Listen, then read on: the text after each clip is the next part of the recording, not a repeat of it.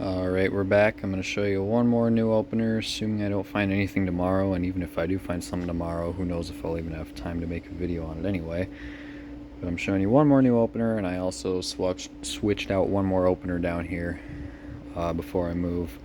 After this point, really, videos won't be as frequent unless I'm on a break or something, but anyway, this is the 1245 that I replaced when I installed that new thermal steel and Craftsman chain drive.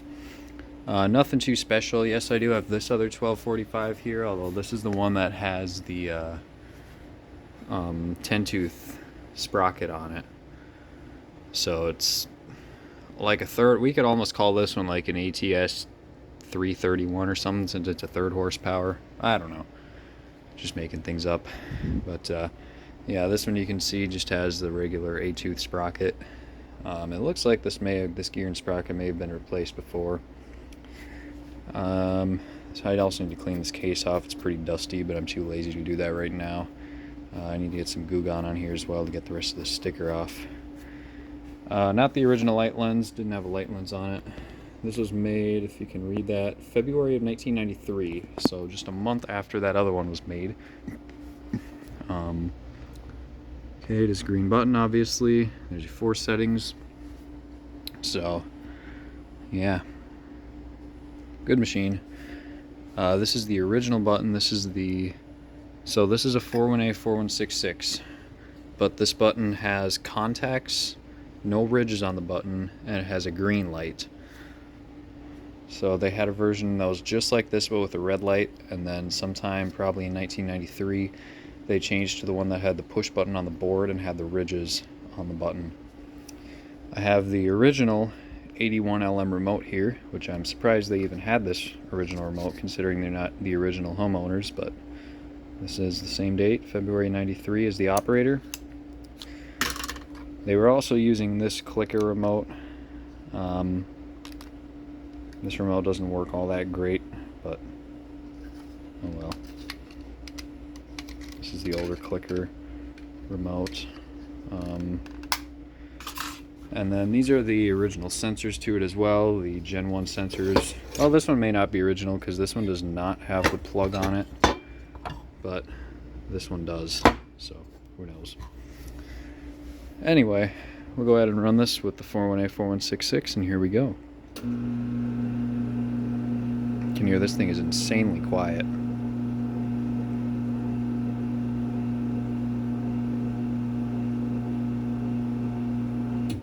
Super quiet. Just as quiet as a belt drive, if you ask me. No foam or anything in the case, although it does have these isolators between the panels, which I'm sure helps, but I'm impressed in how quiet this is. We'll run it down with the 81LM. That's a light socket or something vibrating.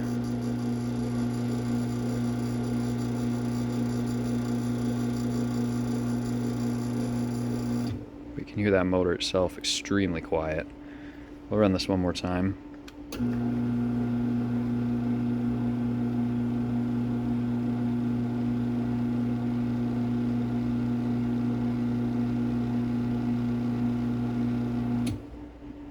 Alright.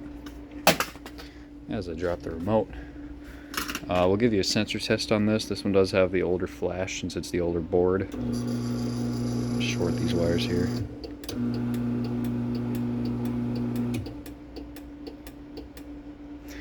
If this clicker remote wants to work, we'll run it down with this.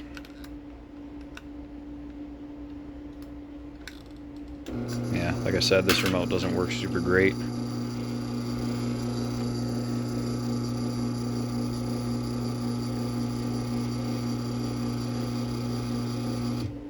So yeah, that's my other 1245, nothing too special. So like I said earlier in the video, I did switch out one more opener over here. You can see the type of trolley we got, something a little different. Well, I put up my PowerLift. It's been a while since I've done a non-Chamberlain opener, and I kind of wanted to do something old, so I figured this would be a good one to do. Yeah, it works pretty decent. It's actually fairly quiet, which I wasn't really expecting, but this is a pretty decently quiet machine. This is the original light cover.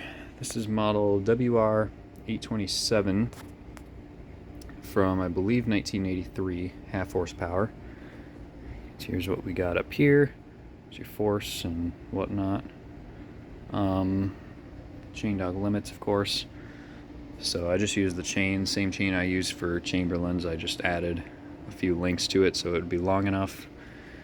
I don't have the limits on this thing set perfectly, but I just kind of threw this up. I didn't really put a whole lot of effort into it. I did have to drill another hole in this rail, by the way.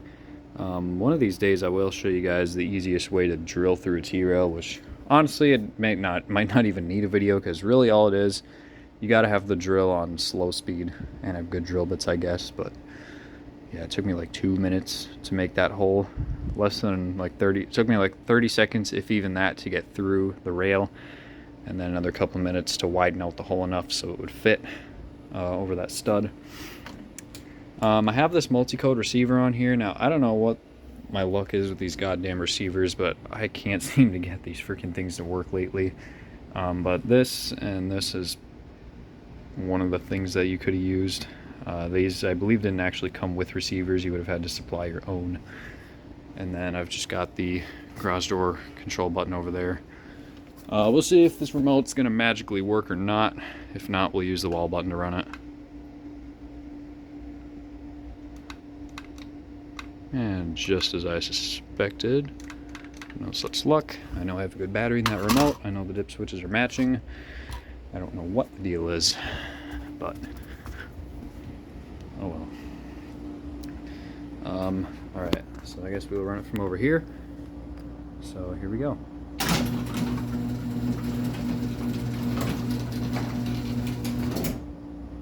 It is a pretty speedy machine. Down low, I said maybe a little far, but it's not a huge deal. Run this back up.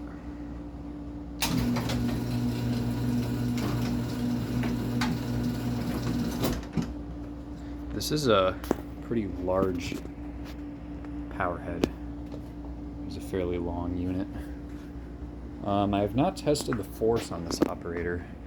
I also haven't adjusted the force, although I know the up force works because I forgot to flip this bracket so the flat spot on these bolts was on this side, because the trolley ran into it and set the force off when I was setting the limits.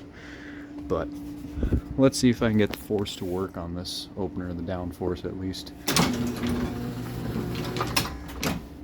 Yep, sure enough.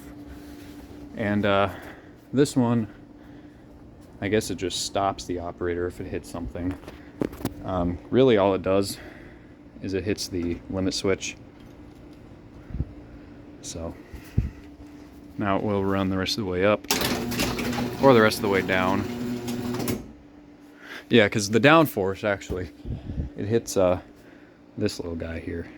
So, and then there's also another switch up there that I'm guessing turns off the safeties on the last inch. Yeah. Alright, we'll run this up.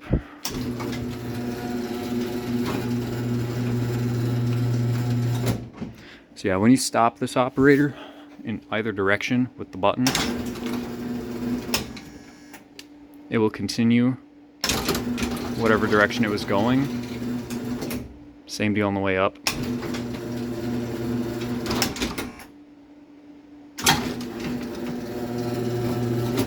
Yeah. So anyway, there you go. There's one more opener swap on this door for you. Figured I'd give you something a little more interesting than just a LiftMaster, because that's honestly a lot of what I've been doing lately has been just LiftMasters.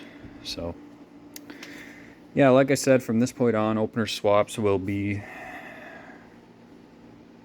I don't know, whenever I make it back here, if I feel like doing a swap, if I have time, whatever. I'll still do them from time to time, it just won't be as consistent. Not that I've been super consistent with it this year, but it'll be even less so now. Anyways, this video is running on for long enough and I got stuff to do, so thanks for watching, and we'll see y'all later.